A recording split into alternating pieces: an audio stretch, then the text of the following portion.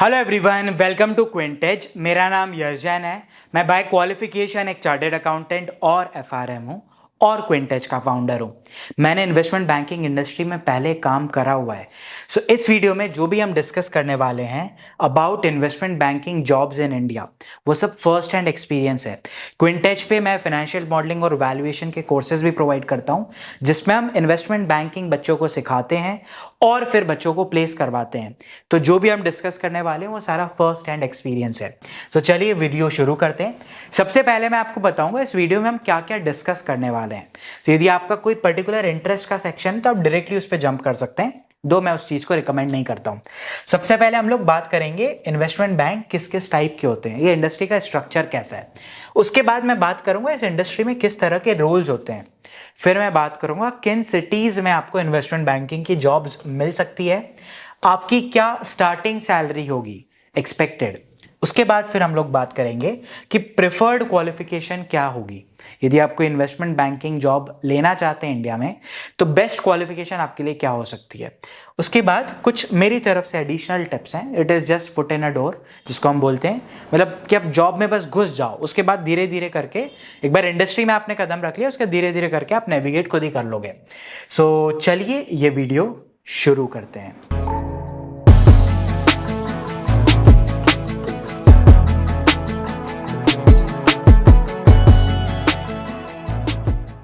सबसे पहले investment bank के स्ट्रक्चर को मैं आपको समझा देता हूं। मैंने इन्वेस्टमेंट बैंकिंग को 4 पार्ट्स में बांटा हुआ है। एक कहलाता है बल्ज ब्रैकेट, दूसरा कहलाता है मिडिल मार्केट, थर्ड को हम बोलते हैं KPO, knowledge process outsourcing, and then we have boutique investment banks. सबसे पहले बल्ज ब्रैकेट यानी दुनिया के सबसे बड़े बैंक्स, इन्वेस्टमेंट बैंक्स, और उसके बाद फिर आते हैं इंडिया के सबसे बड़े इन्वेस्टमेंट बैंक्स।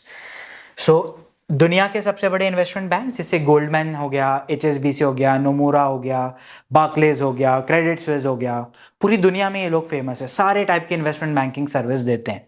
सो ये हो गया ग्लोबल जाइंट्स। फिर इंडियन जाइंट्स जो इंडिया में बहुत बढ़िया काम कर रहे हैं, जैसे SBI capital, ICICI securities, HDFC capital, HDFC securities, then we have Motilal Oswal, ईडलवाइसेस।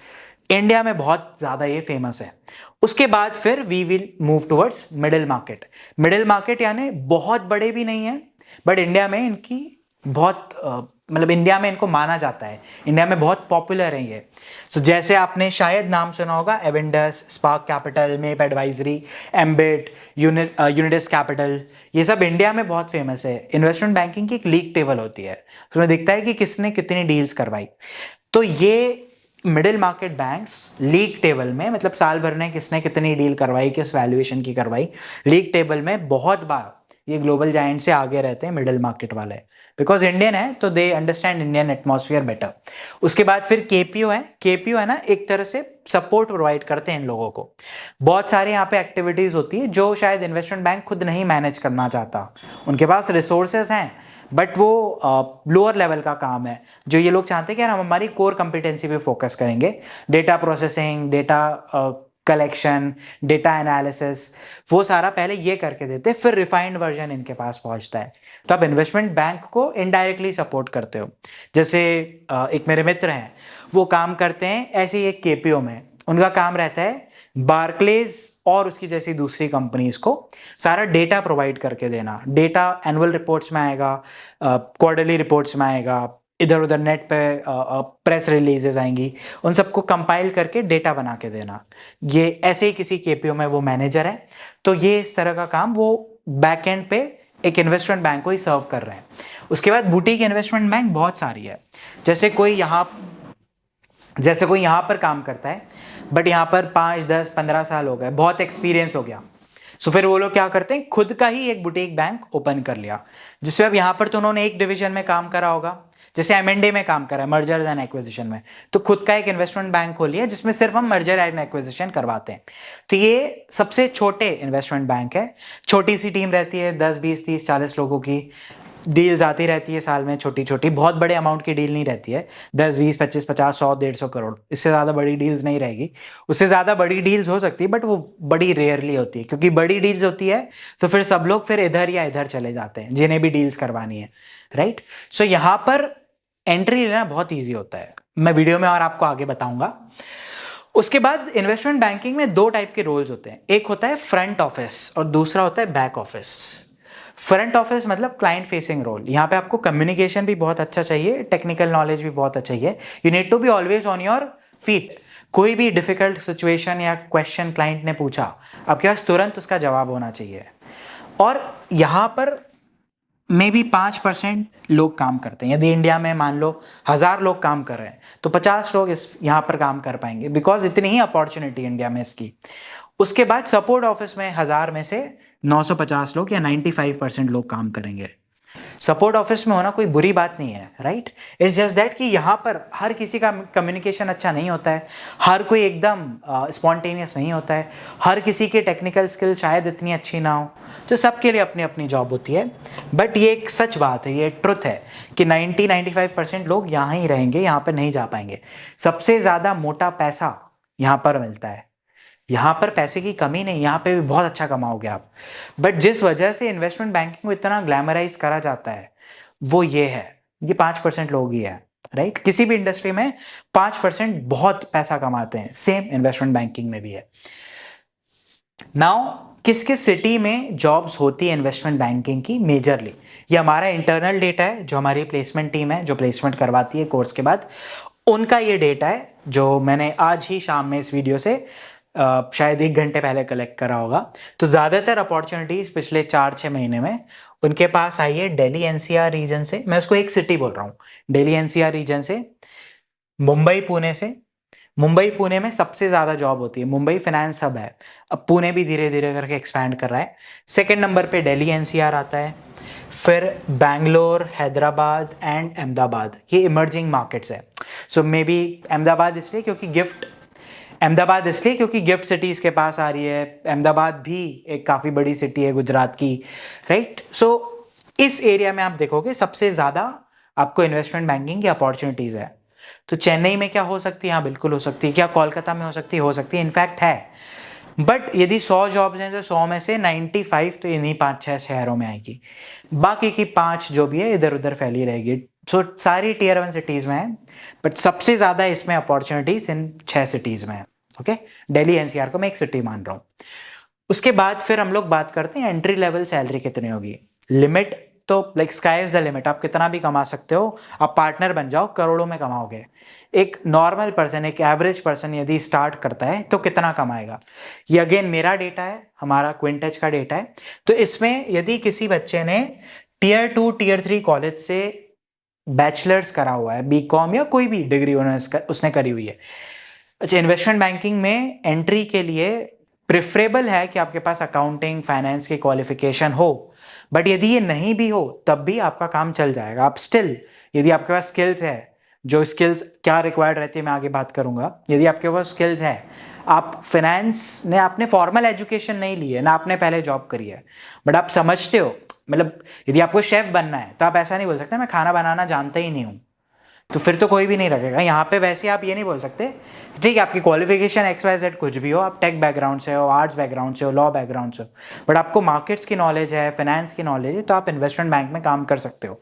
तो यदि आपने कहीं से भी कोई सी भी टियर 2 टियर 3 कॉलेज से बैचलर्स डिग्री ली है तो नॉर्मली अमूमन ये देखा गया है 4 लाख 6 लाख 7 लाख के आसपास का बच्चे का पैकेज लगता है।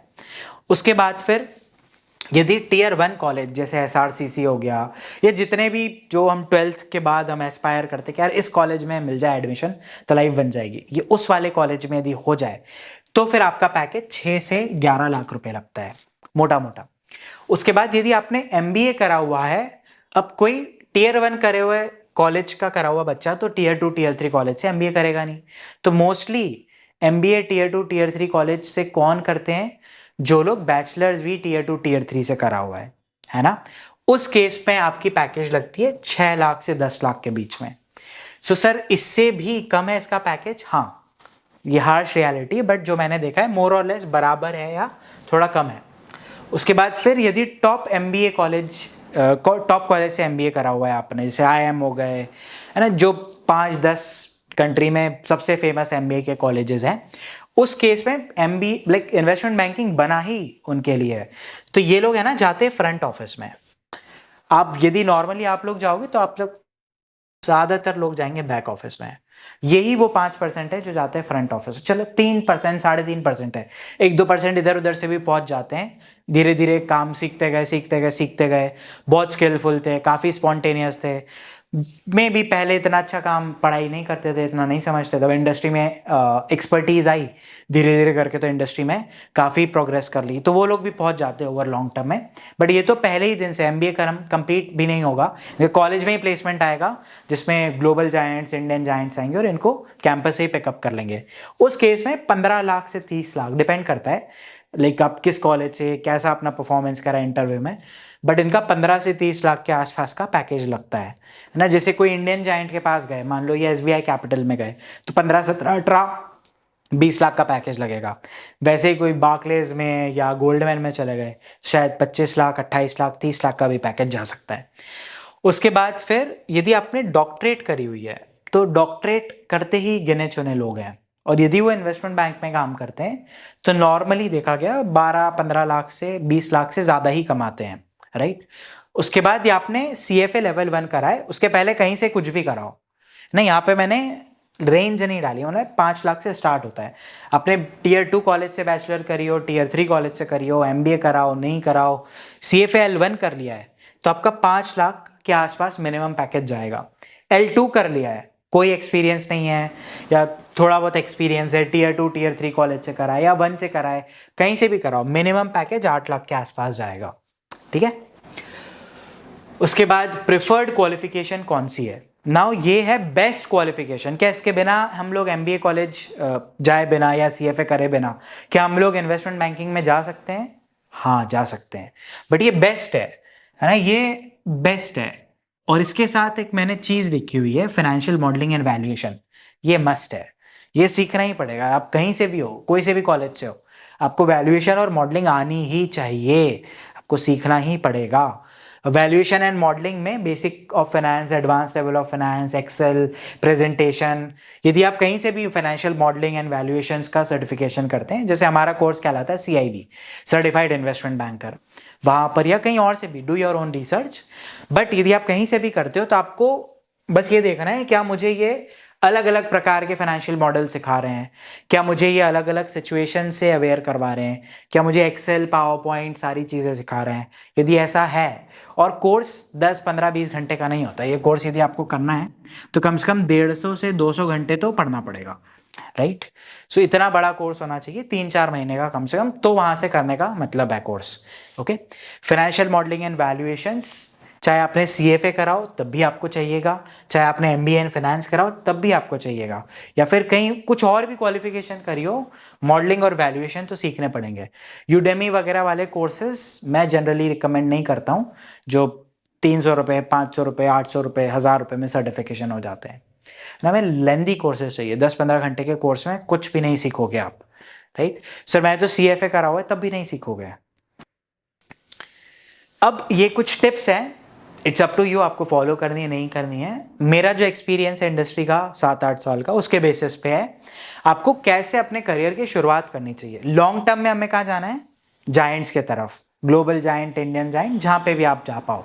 बट स्टार्ट कैसे करोगे? यदि आपने कोई बैचलर्स डिग्री करी हुई है और वो कॉलेज ठीक ठाक है, Tier 2 Tier 3 कॉलेज जो आपके शायद सिटी में फेमस हो, बट को पूरे स्टेट में कोई ना जानता हो या पूरे कंट्री में कोई ना जानता हो, तो बुटीक इन्वेस्टमेंट ग्रेजुएशन करके, मॉडलिंग वगैरह सीख के बुटीक इन्वेस्टमेंट बैंक और KPO में जॉब ले लो, 2 साल, 3 साल, 1 साल करते रहो। साथ में CFA यदि कुछ KPOs स्पॉन्सर कर देते हैं, कुछ बुटीक इन्वेस्टमेंट बैंक वो स्पॉन्सर कर देते हैं, CFA कर लो। उसके साथ साथ फाइनेंशियल मॉडलिंग सीख ली, CFA कर लिया, 2 साल, 2.5 साल का रिलेवेंट एक्सपीरियंस हो गया, फिर आप जाओ मिडिल मार्केट में, फिर आप जाओ उसके बाद मिडिल मार्केट के बाद बल्ज ब्रैकेट में, तो 5-7 साल लगेंगे बट पहुंच जाओगे, यदि स्किलफुल हो तो पहुंच जाओगे।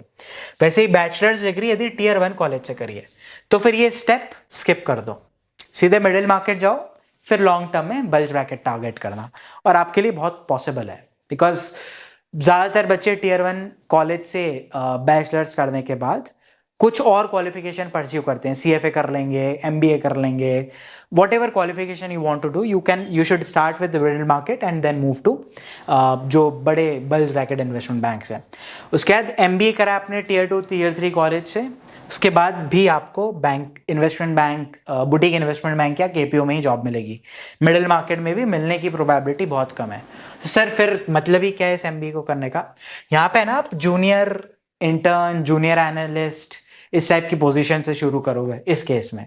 यहाँ पर आप सीनियर एसोसिएट, इस तरह की पोजीशन से शुरू करोगे, है ना। उसके बाद फिर MBA कराए टॉप टियर इंस्टीट्यूशन से, सीधे बल्ज ब्रैकेट, डॉक्टरेट करी हुई है, सीधे बल्ज ब्रैकेट, CFA करा हुआ है L1 क्लियर। उसके बाद भी आपको मतलब ये है कि CFA के पहले क्या करा है उस पर एक्चुअली डिपेंड करता है। भी आपने Tier 1 कॉलेज से बैचलर्स करी हुई है तो मिडिल मार्केट टारगेट करो। CFA L1 करा है और बैचलर्स डिग्री है Tier 2 Tier 3 कॉलेज से, तो middle market, investment bank, boutique investment bank, KPO तीनों में ट्राई करो। यहां पर तो बड़े इजीली हो जाएगा बुटीक इन्वेस्टमेंट बैंक और KPO में। बट नहीं हो रहा है, मिडिल मार्केट के पीछे नहीं पड़ना, काम करना शुरू कर देना। 1-1.5 साल के एक्सपीरियंस के बाद शायद आपका CFA L2 और L3 भी क्लियर हो जाएगा, जब तक फिर आप टारगेट कर सकते हो। बस CFA लेवल 1 से आपको क्या फायदा मिलेगा कि जितने भी ये वाले कैंडिडेट्स आएंगे उनके ऊपर आपको प्रेफर करा जाएगा, तो बहुत इजीली जॉब हो जाएगी सिलेक्शन। और मे बी यहाँ पे आप जूनियर एनालिस्ट ज्वाइन करते तो यहाँ पे आप मे बी सीनियर एनालिस्ट की तरह ज्वाइन करोगे या जूनियर एसोसिएट की तरह ज्वाइन करोगे, राइट। फिर CFA L2 क्लियर्ड है, again same things you will target, आप वैसे ही कंपनीज टारगेट करोगे, बट ये कि थोड़ी सीनियर पोजीशन मिलेगी, थोड़ा ज़्यादा पे मिलेगा। तो जैसे हमने सैलरी डिस्कस करी थी, अब कोई CFA लेवल 2 करके जा रहा है तो उसकी सैलरी 8-9 लाख होगी, राइट। वो सेम ही कंपनी में जा रहा है बट उसकी सैलरी थोड़ी सी ज़्यादा होगी, राइट। सो ये मेरी कुछ टिप्स है। लॉन्ग टर्म में सबको हमें क्या टारगेट करना है? Bulge bracket investment banks, okay. But start हम लोग सब यहां से करेंगे, ओके। सो ये कुछ टिप्स एंड ट्रिक्स थे। अब मुझे जितना भी investment banking jobs in India के बारे में आपको बताना था, जो मैं कंपाइल करके वीडियो में बता सकता था, मैंने सब बता दिया। अब यदि आपके फिर भी कुछ क्वेश्चंस हैं तो आप कमेंट्स में पूछो या आप टीम को रीच आउट कर सकते हो, बहुत हेल्पफुल है वो आपकी। सब लोग मतलब जो भी आप कॉल करोगे सबकी मदद करेंगे, ठीक है। उसके अलावा फिर भी यदि आपको ऐसा लगता है इफ इन केस मुझसे कुछ मिस हो गया है, कमेंट्स में बताओ, I will revise this video और बेटर वीडियो आपके लिए नेक्स्ट टाइम लाएंगे। यदि यहाँ तक वीडियो देख रहे हो तो चैनल को सब्सक्राइब करके डालना। Till next time, bye bye.